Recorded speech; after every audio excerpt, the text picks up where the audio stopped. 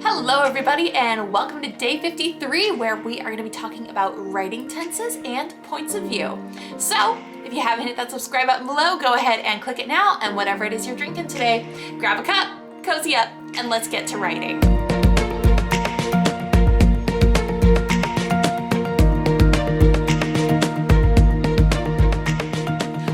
I just want to start off by saying that there is no right way to do this. There is first person and there's third person and there's present tense and there's past tense, and you can pick any of them as long as you are consistent throughout your writing and don't shift halfway through a paragraph between your tenses or between your points of view. So the three big points of view that we see the most and that I want to talk about is your first person point of view, third person, and third person actually has two different kinds. We're going to talk about limited and omniscient. So first person point of view is just when your main character is saying things like I and we are living it through their eyes. So it would be like, I went to the store. That would be your first person point of view. And first person is kind of cool because it provides an extra bit of connection to that main character, because essentially you are them for the purposes of the story. First person, however, does provide a couple of drawbacks as well though, because if you have something that's happening, if you have your bad guys hatching an evil plot, you can't see that unless your main character happens to stumble across it and overhear it. So we end up relying on that pretty often when we use first person, that our main character has to overhear a lot of things. They do a lot of eavesdropping so that they can piece together what is going on in the story outside of just the part that they are able to see. Now, third person limited actually has this same issue. So third person is, instead of saying I and we are saying he and she and they. So he went to the store, or she went to the store, or they all went to the store. But we say that it is limited because the story is told specifically through one character's perspective anyways. So although we're not using the words I and we, it's still only coming from one character's voice. So this would be like in Harry Potter. Everything in the book is from Harry Potter's point of view. So even though we're using the word he when we're talking about Harry instead of I, it is all still limited to his perspective. So we have that same limitation of, if other things are brewing in the background, Harry has to somehow stumble across them and overhear them, or someone else has to overhear them and tell him. We are not able to just skip over and see what other people are doing. Now, third person omniscient is also using he, she, and they instead of I and we, but it is not limited to one character's perspective. So this would be like the Grinch who stole Christmas. So even though the story is about the Grinch, it is not told from his point of view or from his perspective. It's told by a narrator who really tells everything like it is.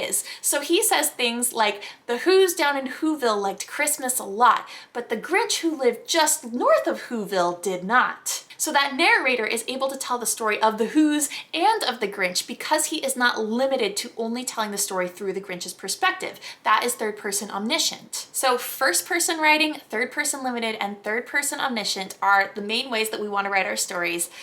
There is a second person, and I will tell you what it is. I'm going to first of all say though that nobody likes it. So this is why we don't hear about second person very much, is because there are very few books ever written that have ever been done in second person and been successful. But second person, instead of I and we or he and they, is you. So the story would read something like this. It would say, you enter the room and see the torn drapes and open window, and you know the worst has happened. Your steel-toed boots protect your feet as you walk across the shattered glass and find the intruder in your kitchen. That would be a story told in second person, and there is just something so strangely uncomfortable about it.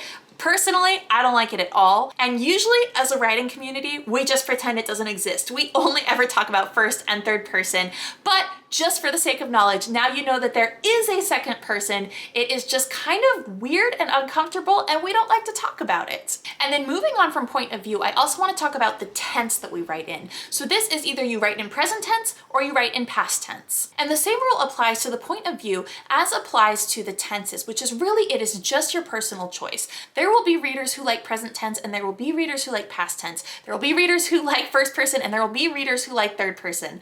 although nobody likes second person. But what you choose to do really doesn't matter. If the story is good, the reader will adjust. And sometimes it takes a chapter. If you're used to reading in past tense and you pick up a book that's in present tense, it really does take a moment to adjust, but not long. So like, I know that The Hunger Games and Divergent are both in present tense, which is not what I write and it's not what I'm used to. And it usually takes me a chapter to get into it, but it's not that hard. Once you start, you just really get used to it. So this would be like, look what I shot.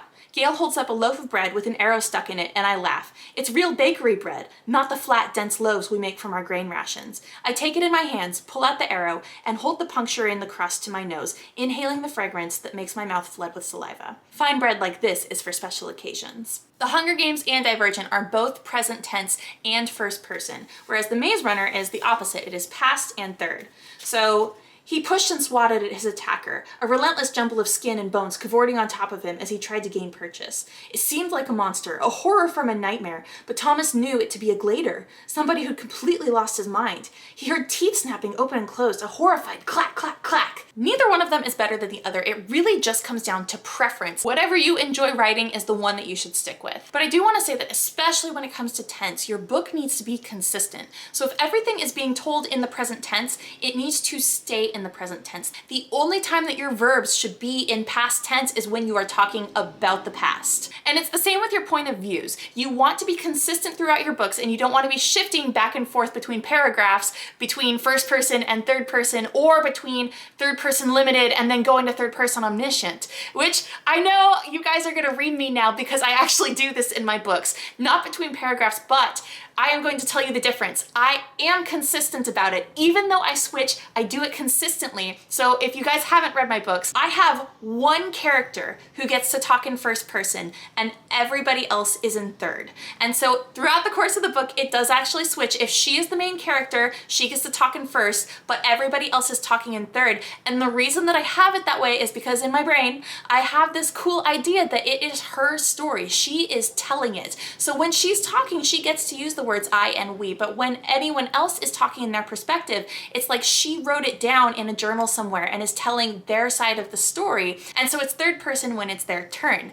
So what I am saying here is that rules were made to be broken, but be consistent with it. I do not follow the rule the way that it was intended at all, but I am consistent. She is the only character who gets a first person point of view, and I have a reason for it. So if you find yourself slipping in and out of different tenses, that can be something that we worry about more when it comes to editing, but keep it in mind right now. And if you have a tense picked out, try to be really consistent and keep that all the way through to the end of the book. But what matters right now is the word count, and it's day 53. So yesterday we should have been at 36,674. I wrote 2,642 words to get myself caught up, and I almost got there. I am at 36,438. So I am gonna jump off today and try to get the rest caught up, and I will see you guys tomorrow for day 54 of the 60-day novel writing challenge.